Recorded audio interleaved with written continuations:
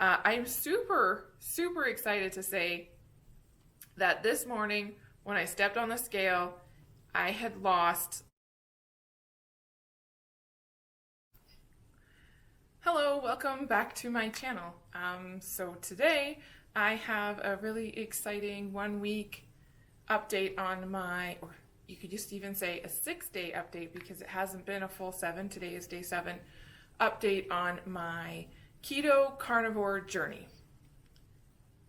I need to just preface all of this saying that I'm not a doctor and what I'm doing is a choice that I'm making for myself to seek my own health and not a recommendation or ask of you to follow anything that I'm saying here. Just a documentation of my own personal keto carnivore journey. The first thing I want to talk about is how the week started. So on Monday, I started my day with the only plant-based food that I was going to be eating this week, and that's avocado. So I started my day avocado and bacon for breakfast, and at that point I started moving my body into ketosis. It does take a few days to get fat adapted, and this time around, going from eating everything and anything I wanted, all of the carbs, switching into ketosis this time was probably my hardest transition yet. And that was even adding some ketone juice to help with the process. It was really hard and painful.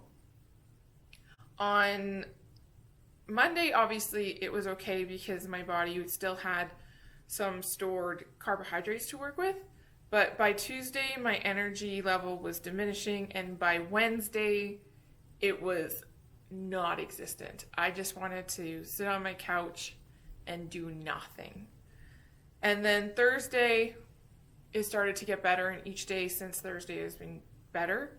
And today is Sunday, and I would say that my energy is way above my pre-keto carnivore levels, which I'm really excited about. The other thing that happened was I had a lot of headaches and just general just muscle stiffness, and I think that's related to the fact that I not only removed sugar from my diet, but I also removed caffeine and vegetables in general. So I think I went through some caffeine withdrawal and some what they call oxalate detox. So vegetables have something in them called oxalates, which can build up in your body, and as they come out, it can cause a little bit of some detox symptoms. For sure, this way of eating is detoxifying in all ways. So whether it was oxalate detoxifying or detoxifying from aspartame and any other chemicals I might be ingesting that I have stopped, definitely some detox symptoms. And I think still a little bit because I still have just a tiny headache that's just still clinging, but my energy is better. I can manage this tiny headache. So what have I been eating this week? It's been pretty, I would say, straightforward and not much flux to it. For breakfast, we'll start with breakfast because that's when you wake up. This week, I did eat breakfast because I haven't become fat adapted. This morning, though, I didn't feel a need for breakfast, and that's pretty exciting. So I was able to fast until lunch. But for the beginning of the week, I started my morning with half an avocado and 4 pieces of bacon and a giant glass of ketones. For lunch, I was eating ground beef, just fried in the pan with some spices, with a dollop of butter on top to just make sure I'm getting my good amount of fat into the diet, as the ground beef that we have is pretty lean. It's grass-fed from a cow on my husband's mom's farm, as I mentioned, but it's pretty lean. So I like to add the butter on top for flavor and fat. And for supper, suppers where there's been a little bit of more of a mix to things. Definitely steak heavy this week, but it turns out my husband can't eat steak every day, so we've done some ground beef for dinner, chicken for dinner too, and I think tonight we're going to do chicken and salmon on the smoker. So that's going to be a delicious supper to end the 7 days. I want to talk about something that was really super surprising that it happened. So for at least since before Christmas, at least, even through the times I've gone keto, this is something that has never happened before. Since before Christmas, I have barely drank straight water because I haven't found straight water appealing, and have been consistently buying those Mio drops or the whatever brand is at the store that I'm at to add flavor to the water I'm drinking. Otherwise I don't want it. And this week I started my week pretty much exclusively just drinking water with the ketone powder mixed in. And basically I think by Thursday I was wanting some just plain water. And then Friday, I only had one ketone drink, and the rest I just wanted water. And since Friday afternoon, all I've wanted is water, and I'm finding water just super refreshing and super delicious. And wow, that's just something crazy that's never happened before, to just love just straight water. I want to talk about a money saver is just drinking water straight from the tap. So something that's happening that I didn't expect, that is something I'm kind of just keeping my eye on, is that I am getting heartburn. And usually heartburn for me has been caused by eating more unhealthy food. So if I eat a lot of deep fried breads and stuff like that, that's usually when I tend to get heartburn. And I actually really have almost never had heartburn when on keto. So I was quite surprised to find in the evenings that I was getting heartburn. So I did some research, and I think it might be because I have low stomach acids. So 2 years ago I was pregnant, and if you've been pregnant, you might know or remember that the heartburn in that time is super duper horrible. So I lived on Tums a lot. And that was kind of what got me through some of my days when my heartburn was bad. And what I could have done through that excessive heartburn time is actually decrease my stomach acid. So now I have to go into a period of stomach acid regrowth, or I don't know what you'd call that. Does it grow? I need more stomach acid. We'll just go with that.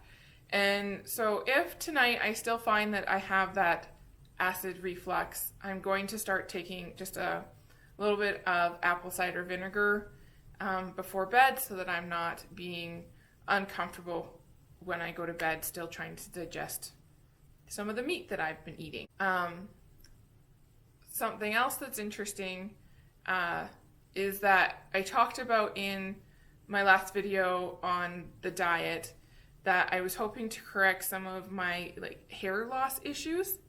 And something that I learned about this week is that because I've gone on keto, off keto, on keto, off keto, I kind of just keep putting my body into this stress mode in which it causes my hair to fall out.